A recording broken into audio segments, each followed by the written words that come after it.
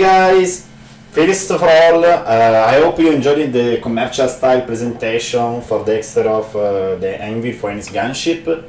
I also wanted to ask sorry, to apologize with all the community for the lack of my video for Las Vegas.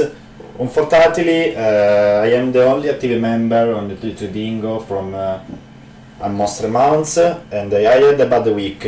I was too far behind, no way. But, however, this is the 4NX. I want to give the idea of power, brutality, strong, a ship that conveys terror to its challenger.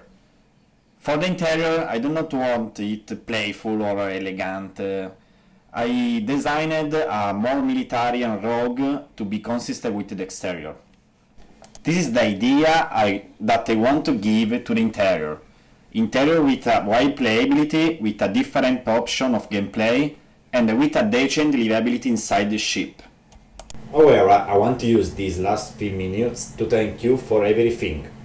It is only thanks to you that we are here, and I hope that we have the opportunity to bring this ship onto the game. Thank you again to everyone, it was a beautiful race. Yo, from TNGS!